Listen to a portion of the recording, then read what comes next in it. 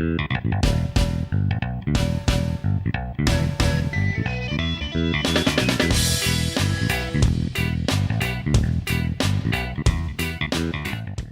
thing that hints at the older design underpinnings of the MG ZS is the provision only for a single DIN head unit, which was also true for the 2004 facelift version, though those did somehow end up sharing aircon controls with the Pagani Zonda. Now, I want to fit a double DIN head unit so I can have things like GPS, and with the centre console removed, I trimmed away some of the plastic structure on the inside of the dashboard to see how much room there was there. The position of the dash vent trunking creates a cavity which narrows at the back, and so a full-size double-DIN head unit won't fit in as standard, and unfortunately even trimming away material still doesn't leave enough room due to the metal bracketry and, more importantly, the heater control mechanisms that are underneath it.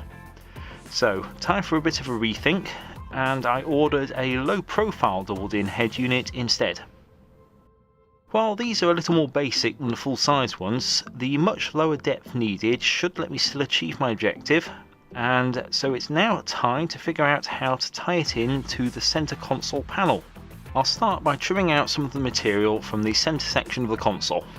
This is actually a spare one, which I got from a Rover 45, and while the black plastic part which I'm cutting into is a separate section, I'm leaving it attached to the outer part as it'll help keep it in shape while I'm messing with it. You'll notice that I'm trimming away the upper area to gain the space I need, which avoids having to work out how to mess with the position of the heater controls, but does mean that the recesses for the clock, hazard switch and heated rear window switch are disappearing. The clock I'm not too bothered about as it didn't work anyway, but those two switches are needed, so bear that in mind for later. We'll come back to those. That's the main part of the trimming out done. In order to progress further, I'm going to need to add some structure to support the head unit. Here's my low profile head unit, and here's a frame I 3D printed to fit the rear section of it. Why does the head unit have tape around it? Well, I also made this front frame, which will form the actual fascia you see when installed in the car. And it needs to be glued to the rear frame, so the tape will stop me accidentally gluing the head unit into it as well. I'm just using normal cyanoacrylate super glue for this, so I'll do this side first. You'll notice I've made the front frame in two parts. No design reason for that, it's just due to the limitations on the size of my 3D printer bed. This half is the one with holes in it for the switches I'll be using, if anyone fancies an early guess as to what kind will be going in there. The other half gets similarly glued into place with the super glue, and now the two halves need to be joined together. To do this, I'll be using a rapid setting epoxy, which is good and strong and has some gap filling ability. A bit of tape holds the two halves in alignment, and the epoxy can be applied. First the one side, and then the other.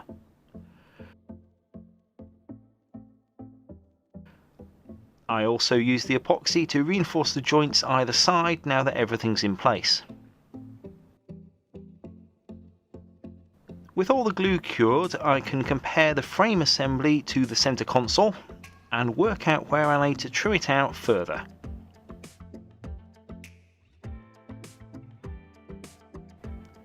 There's quite a bit of meat being taken out of it, but as I said before, keeping the plastic centre attached to the outer part of the console gives it a fighting chance of staying in shape while I do this, and even with the low profile head unit, I'm really pushing it on how much room there is available.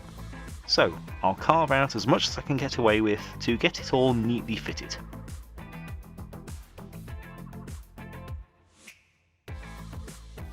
That's the trimming done, and you can see it's a good fit in the centre console.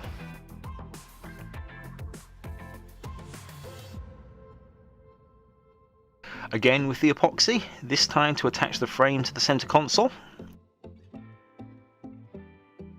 Some clamps hold everything together, and then the glue can be applied. It doesn't have to be perfect, as there'll be some further filling and smoothing later on, it just needs to be securely attached.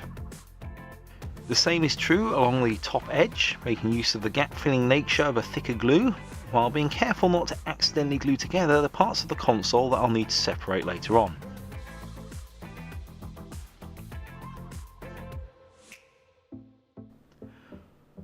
Once all the epoxy is dried, it gets sanded back with a Dremel, and that puts me in a position to use some filler to blend everything in. The filler I'm using is chemical metal, no particular reason for that other than I have a big tub of it which I use for all kinds of things, and I find it smooths out quite nicely and cures quickly. The outer part of the console being a spare one means I don't have to be particularly worried about overspill onto that either. And here's the finished filler on the centre plastic, removed from the outer section, which I'll now sand down to give a relatively smooth finish. That's finished up with some spray filler to help cover up minor remaining defects and sanding marks, and then a final rubbing down with some finer grade wet and dry. Then it's just a coat of satin black Plastidip to give a uniform finish akin to moulded plastic like it was originally. Here's the new centre section compared to the MG's original console, and I think it looks pretty smart. Removing the centre is really easy. It's just a bunch of screws all around it from the rear side and some clips along the top edge. Then that pulls out and we can replace the old with the new.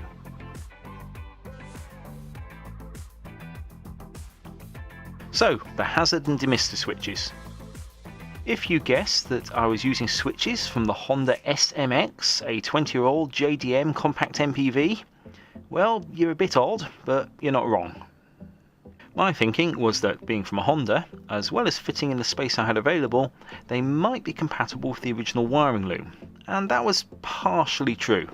First, the heated rear window switch. The primary difference here is that the MG uses a different, smaller plug than the Honda did. So I'll be using the back end of the original plug to make an adapter.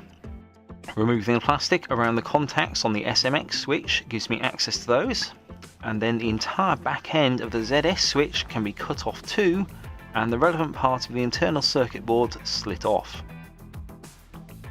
That offcut then has some short leads attached to it, which will be attached to the contacts on the Honda switch, and some hot glue used to both insulate it and secure it into the offcut of the housing.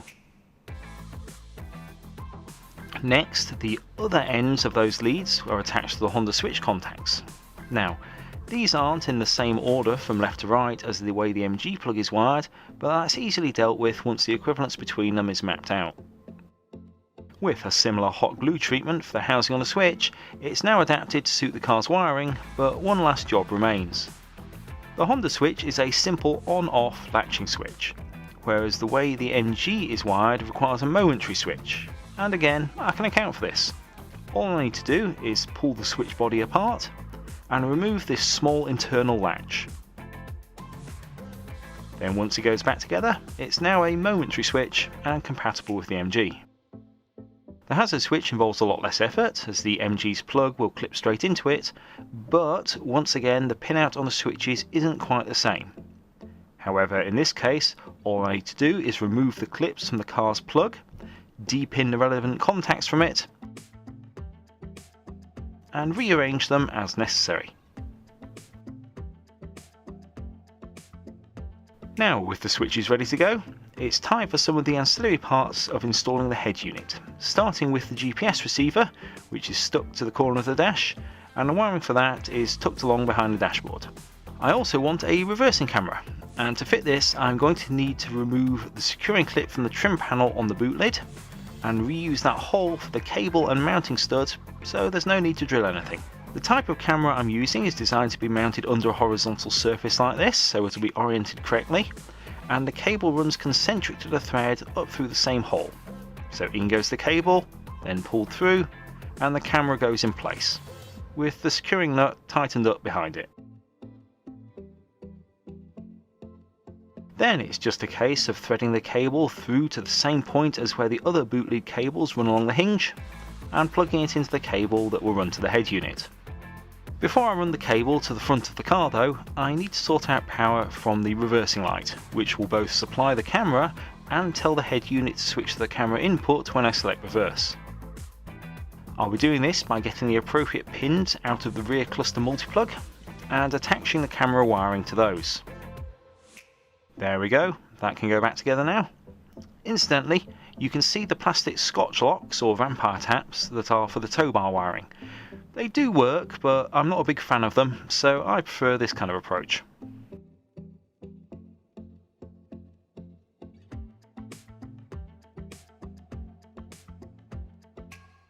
That gets run along to the front of the car and up to join the other head unit wiring. One last bit of trimming is needed to the plastic inside of the dash in order to clear where the bodies of the switches will sit. Then the additional cables for the head units, such as the USB sockets and ISO plug adapter, can be put in place ready for the install. I didn't cover the removal of the centre console or other interior trim, as it's all pretty straightforward, and I'm effectively reversing it with the reinstallation. The handbrake lever needs to be unbolted so it can be moved out of the way to give enough room to get the console in place, and then with the console in the car, the switches can be plugged in and the whole thing pushed home and lined up for the various fasteners.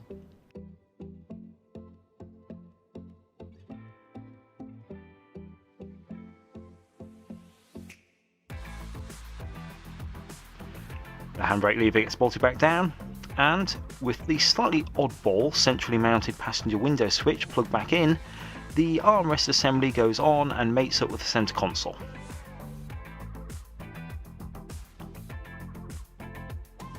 At which point all the fasteners can be put back in to hold everything in place. So, finally time to fit the head unit. All the various bits of wiring can be connected up.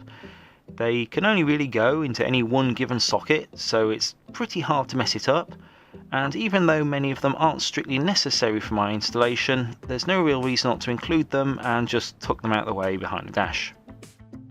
There's no screws or clips to hold the head unit in place, it's just a good tight interference fit in the surround. So if we turn on the car's ignition, you get a nice MG logo on startup, which can be selected from the head unit's options. One benefit of the brand's current Chinese ownership, I suppose. And there we go, it's all up and working. Pretty standard touchscreen controls, got the radio tuner there. Putting it in reverse switches to the rear view camera. My hazard and heated rear window switches work. And I have Google Maps for navigation. I'm pretty happy with how that's all gone together, and as with all newly bought electronics, there's only one last thing left to do.